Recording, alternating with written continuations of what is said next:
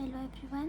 तो कल मेरा डीवी था, तो मुझे बहुत लोगों के क्वेश्चंस आए थे कि वो कितनी देर तक चला, जैसे वो ट्रेन करवा पाए या बस करवा पाए whatever to the home town, और उनको क्या पहनना है और क्या क्या डॉक्यूमेंट्स लगे। तो मैं आज ये 3 क्वेश्चंस को आपको आंसर कर देती हूँ।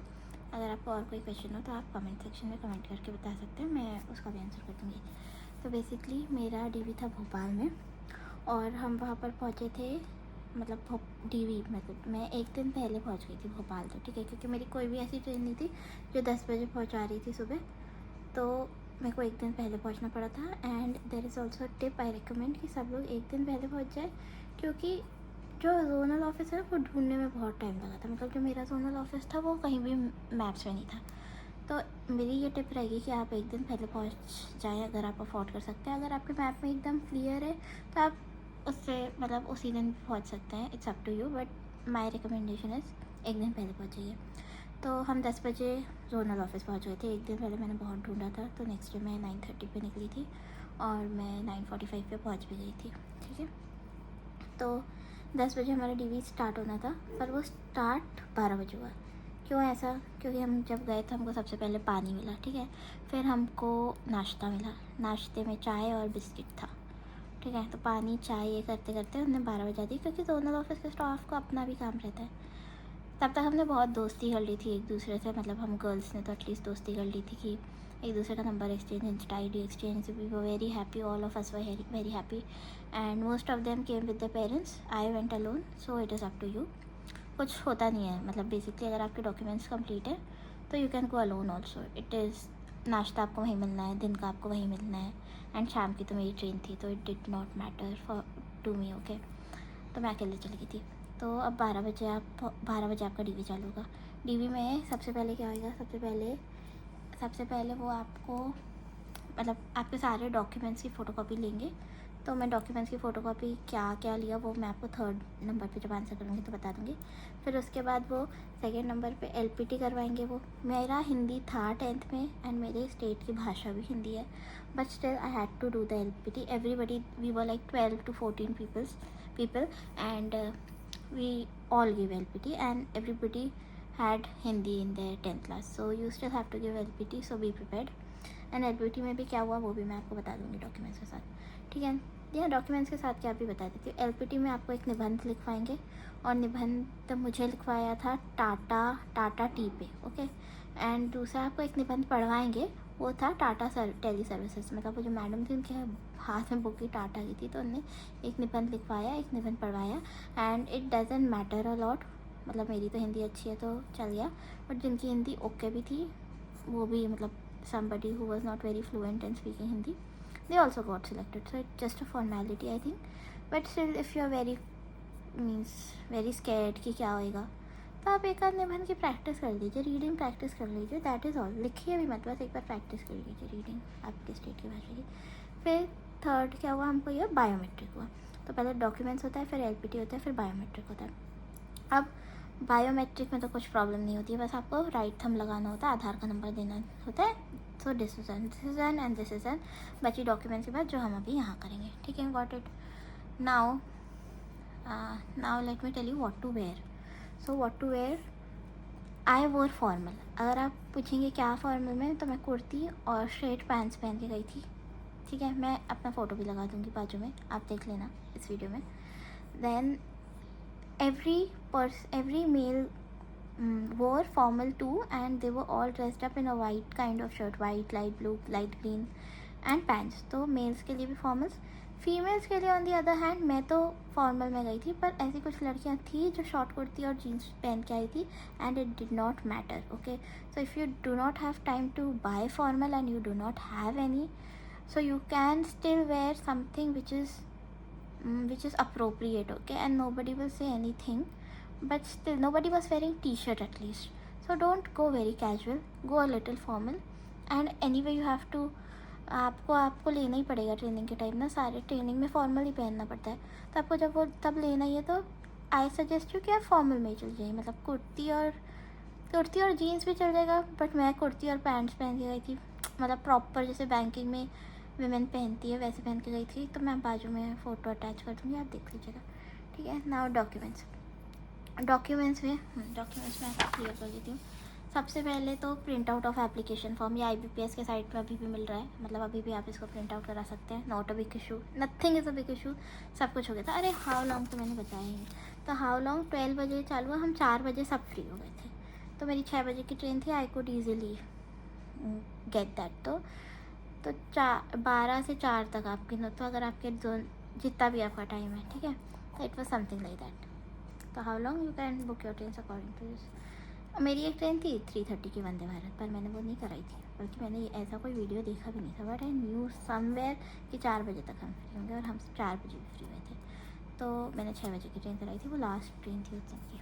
एंड हाँ, उसके बाद हमको लंच भी मिलता है, ठीक है, लंच मिलता है। तो ये होता है, सबसे पहले डॉक्यूमेंट वेरिफिकेशन होता है, सेकंड LPT होता है, थर्ड बायोमेट्रिक होता है, फोर्थ लंच होता है, और आपको भेज देते हैं। और डॉक्यूमेंट वेरिफिकेशन से चाय पानी पूछते हैं, ठीक है। तो this is the process. Now documents में क्या क्या लगेगा।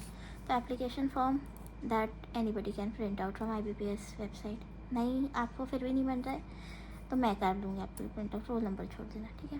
सेकेंड अपॉइंटमेंट लेटर तो नहीं, अभी आया ही नहीं है। थर्ड पैन कार्ड ले जाना बहुत ज़रूरी था, ओरिजिनल भी और एक फ़ोटोकॉपी भी, ठीक है।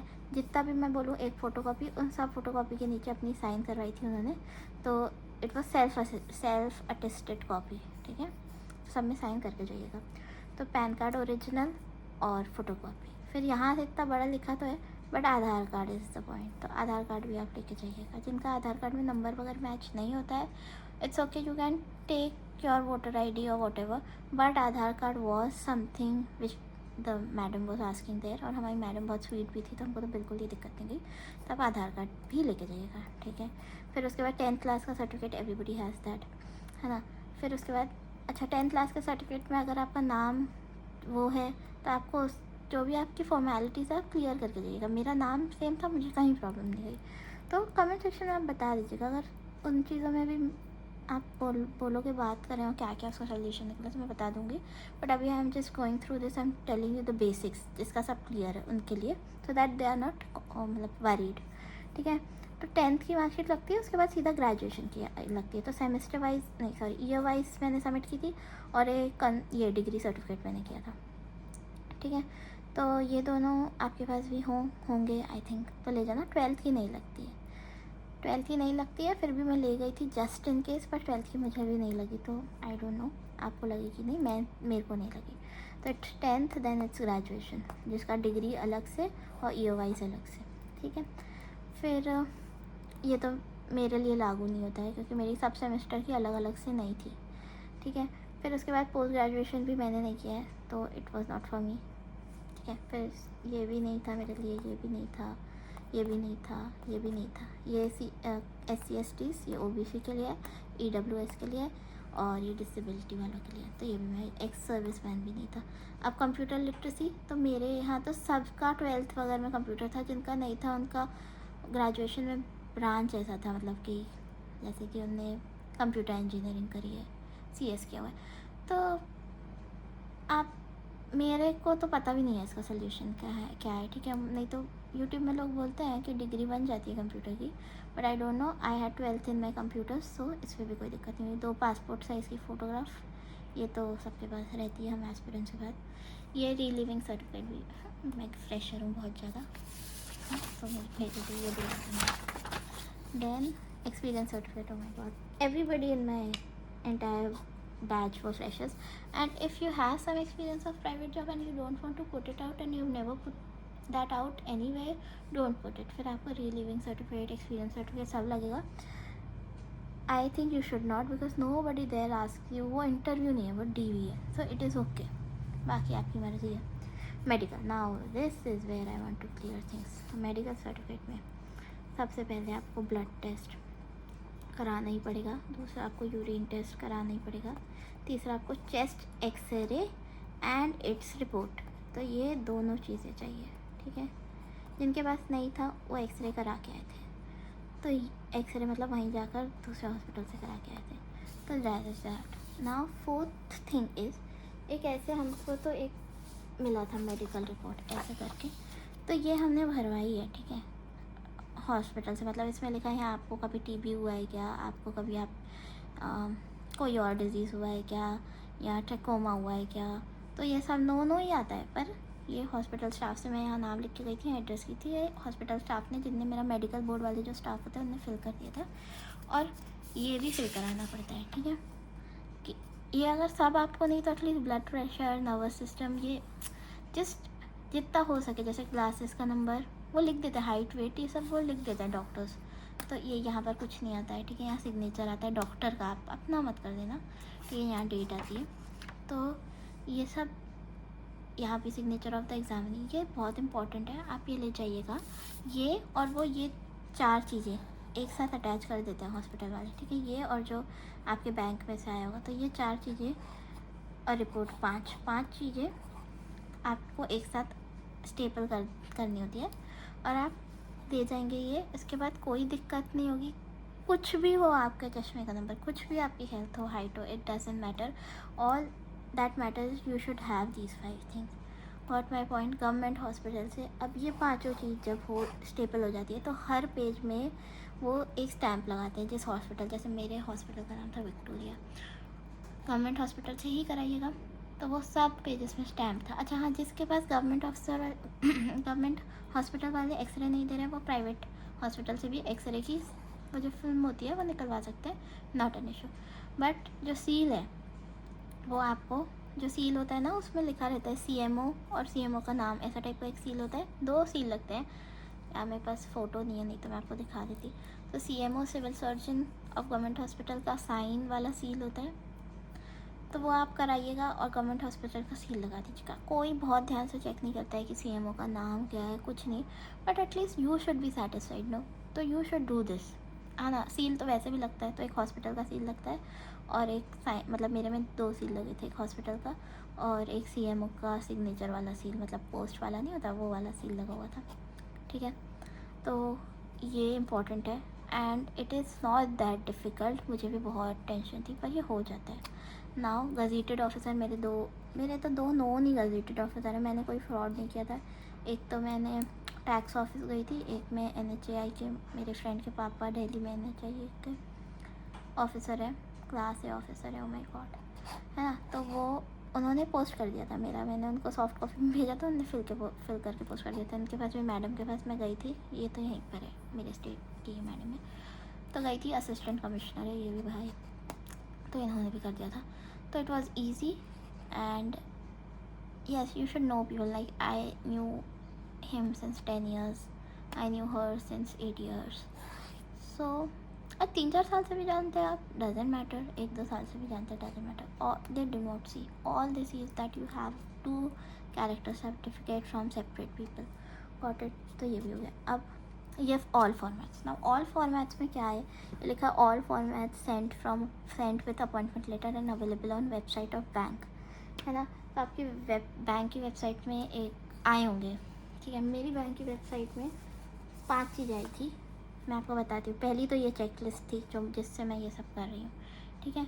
दूसरी मेडिकल वाली नहीं, अभी मैंने आपको दिखाई, कहाँ गया, ये मेडिकल रिपोर्ट की, तो ये दूसरा फॉर्मेट ये था मेडिकल रिपोर्ट का, ठीक है।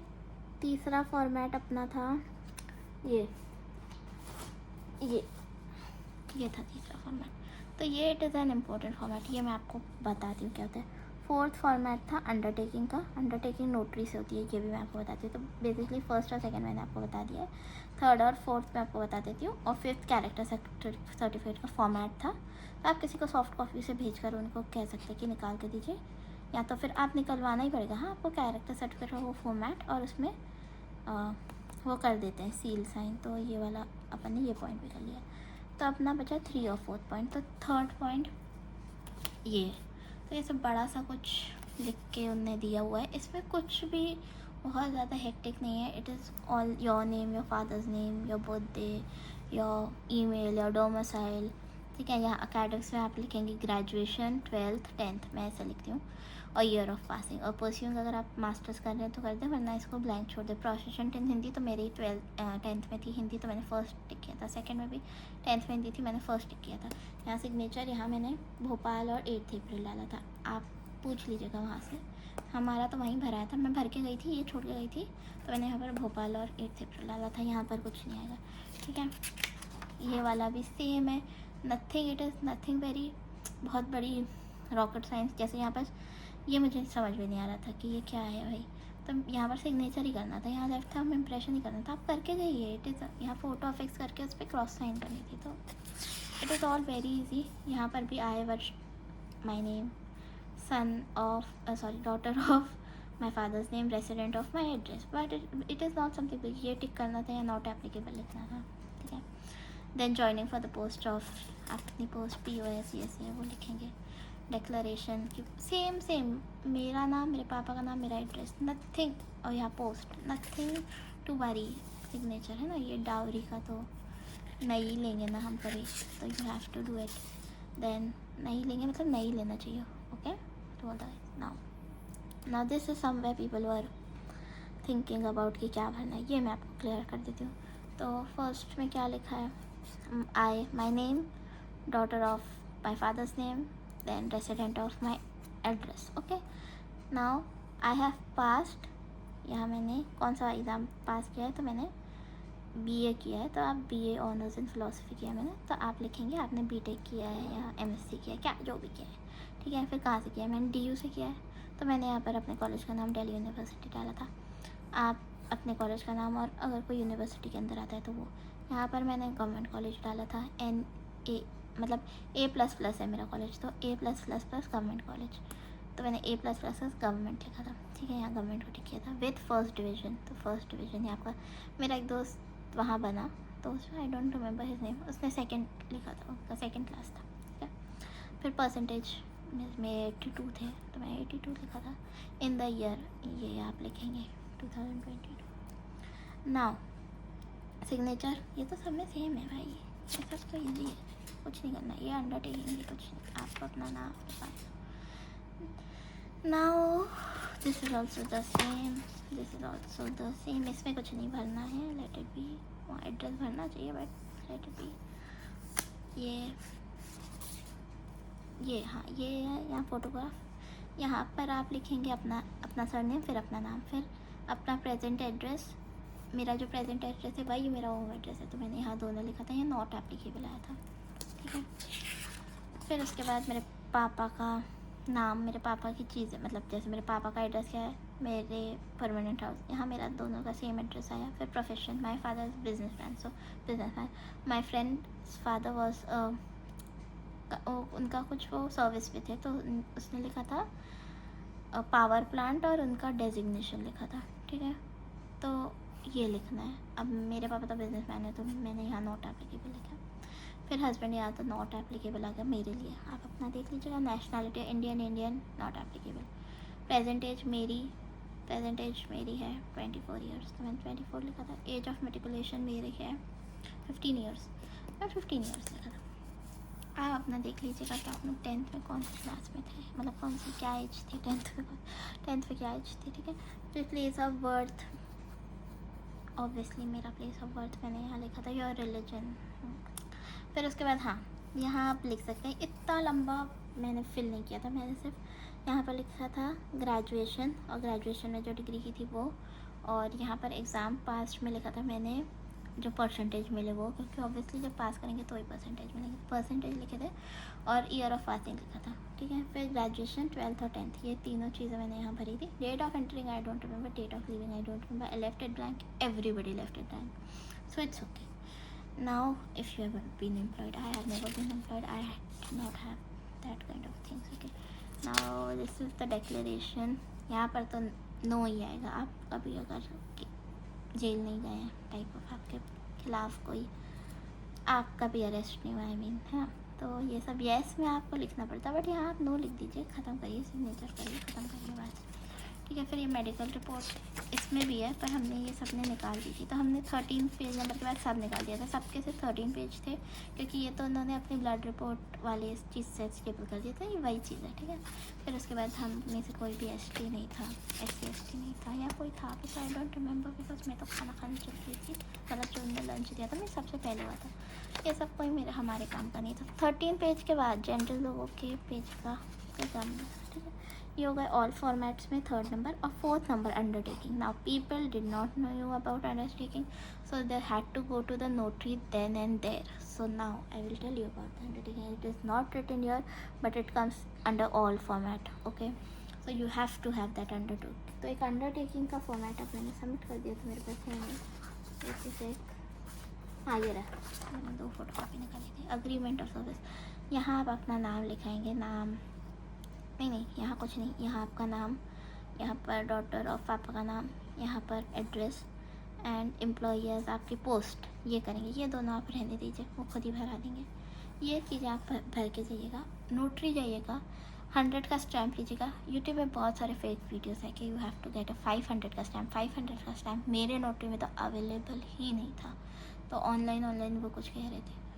तो आई डोंट थिंक आपको नोटरी में भी अवेलेबल होगा। अगर होगा भी तो 500 के स्टैम्प की ज़रूरत नहीं है, 100 एंड 200 वुड डू। अब 10 और 50 का नहीं करा दीजिएगा, आप 100 का एटलीस्ट कराएगा। मुझे टोटल ये काम कराने में 200 रुपये लगे थे, ठीक है। 100 रुपये का तो उसमें स्टैम्प भी था। अब स्टैम्प में आप ये जो है ना, ये आप उनसे प्रिंट करा दीजिएगा। तो आपका एक स्टैम्प पेपर बन के आएगा, जिसमें यहाँ पर 100 का स्टैम्प का फ़ोटो होगा और यहाँ पर इतना लिखा होगा, और उसके साथ फिर ये पूरा स्टेपल कर देते हैं वो लोग, ठीक है। एक तो ये टाइप का स्टैम्प हो गया नॉन जुडिशियल स्टैम्प पेपर में। और कुछ लोगों का था जिनका यहाँ पर पूरे में टिकट लगी हुई थी नोटरी से, और यहाँ पूरे में स्टैम्प किया हुआ था, बिकॉज उनको ये नहीं पता था ना कि इतना सिर्फ कराएंगे हम, मतलब स्टैम्प पेपर में तो चल जाएगा। तो उनको नोटरी वाले बोल रहे थे हम इतना लंबा तो आपको लिख के नहीं देंगे, भूल जाओ आप। तो नोटरी वालों ने क्या किया था, इतने में पूरे में स्टैम्प लगा दिया था, और हर पेपर में स्टैम्प पेपर, और यहाँ पर टिकट लगा दी थी वो 100 या 200 जिस भी चीज़ की। तो वो भी लोगों का चल गया था, तो it is okay, but most लोगों का स्टैम्प पेपर में था। तो आप देख लीजिएगा, और फिर उससे ये स्टेबल हो जाता है। It doesn't take more than 20 minutes, it can be easily done. बहुत ज़्यादा पैसे भी नहीं लगते हैं, है ना। तो आप करा लीजिएगा, 200 रुपये मैक्सिमम लगते हैं, तो आप ये भी करा लीजिएगा, ठीक है। मैक्सिमम मेरे को तो लगता है मैंने ज़्यादा ही दिए हैं 200, है ना, तो उससे कम ही लगते होंगे। तो ये हो गया। तो ये ऑल फॉर्मेट्स। हाँ, ये सर्विस अग्रीमेंट देखिए यहाँ लिखा है, पर कहीं कहीं नहीं भी लिखा था, मतलब जो मैडम के पास चेकलिस्ट थी ना उसमें नहीं लिखा था। ओह माय गॉड, इधर लिखा तो है ठीक है, कोई बात नहीं। तो मैडम में क्यों नहीं लिखा था, मेरे को लगता है चेकलिस्ट में लिखी, जाने दो। तो ये हो गया। फिर अंडरटेकिंग फॉर हैविंग अप्लाइड, ये मेरे लिए एप्लीकेबल नहीं है, ये मेरे लिए एप्लीकेबल नहीं है। सिविल रिपोर्ट भी ज़रूरी थी। जिनने कभी लोन नहीं है उनका -1 था, 700 प्लस चल जा रहा था जिनका लोन लिया हुआ था। तो आप देख लीजिएगा अपना सिविल रिपोर्ट, मेरा -1 था। अगर आपको एग्जैक्टली चाहिए कि 650 चल जाएगा कि नहीं, ये सब तो आई क्लैरिफाई विथ, मतलब आगे अगर आप कमेंट करेंगे तो मैं वो क्लैरिफाई कर दूँगी पॉइंट। बाकी सिविल रिपोर्ट मेरी -1 थी, आप लोग की भी -1 होगी, इसका मतलब होगा ये लोन ही नहीं लिया हमने कभी, ठीक है। That is that. अब ये मेरे नाम में कोई डिफरेंस नहीं था, तो ये जिनके नाम में कोई डिफरेंस था प्लीज़ रीड करिएगा। यहाँ पर मेंशन किया हुआ है क्या करना है इन केस ये एफिडेविट वगैरह या नोटरी से क्या बनवाना है, आप देखिएगा। मेरे नाम में कभी डिफरेंस रहा नहीं है, तो मुझे प्रोसेस ही नहीं आता है। आपको अगर रहा है इसमें डाउट तो आप देखिएगा, इसमें क्लियरली मेंशन्ड है। इसके बाद ई स्कैन कॉपी, तो जहाँ जहाँ ई स्कैन कॉपी लिखा है, जैसे एक्सपीरियंस सर्टिफिकेट का ई स्कैन कॉपी या और दूसरी जगह लिखा है ई स्कैन कॉपी, वो आप रख लीजिएगा। अपॉइंटमेंट लेटर की स्कैन कॉपी, देन ये ग्रेजुएशन की डिग्री की 10th की मार्कशीट की, इन सब चीज़ों की स्कैन कॉपी। जिनका कास्ट सर्टिफिकेट है उसकी स्कैन कॉपी, मेरा नहीं था तो मुझे रिलीविंग लेटर की भी स्कैन कॉपी करानी थी, मुझे नहीं करानी थी, पर जिनका है वो करा लें। तो आप स्कैन कर लीजिएगा, क्योंकि अगर आप स्कैन नहीं करेंगे फिर आपका सबमिट हो जाएगा, फिर it will take a lot of time for them to open it again, open the files again, take your thing out, and you will have to scan then and there. It will take a lot of time. Don't mess up with these things. Do it, okay, do it. तो ये सब हो गया। तो ये सारा हमारा तो इतना ही चेकलिस्ट था, हमको इतनी चीज़ें लगी थी, तो कोई दिक्कत हमको नहीं गई। आपको मेडिकल के बारे में डिटेल्स में चाहिए, लेट मी नो। आपको नोटरी के बारे में डिटेल में वैसे मैंने एक्सप्लेन कर दिया, but do let me know. So आपको जिस चीज़ के बारे में डिटेल में चाहिए, I will make sure I make a video about it. But I've answered all these 3 questions. How long? तो it took 12 बजे से चालू हुआ था, 4 बजे हमारा ख़त्म हो गया था। तो मतलब बेसिकली 4-5 घंटे में हो जाता है। तो अगर आप 4-5 घंटे, लंच तक हो जाता है, ठीक है। लोगों का 2-2 बजे भी हुआ है, 3 बजे भी हुआ है। मेरा तो बहुत ही पहले हो गया था ट्रस्ट पे, बट हाँ, हम सबका हो गया था 4 बजे तक। All I am saying it इस के 4 बजे तक सबका हो गया था, मेरा काफ़ी पहले हो गया था, है ना। तो क्या क्या होता है ये मैंने आपको बता दिया, क्या वेयर करना है, फॉर्मल वेयर करना है, मैं फ़ोटो लगा देता हूँ, डॉक्यूमेंट्स का मैंने आपको सब बता दिया। इसके अलावा how to plan your trip, anything you want to ask me, you can ask me.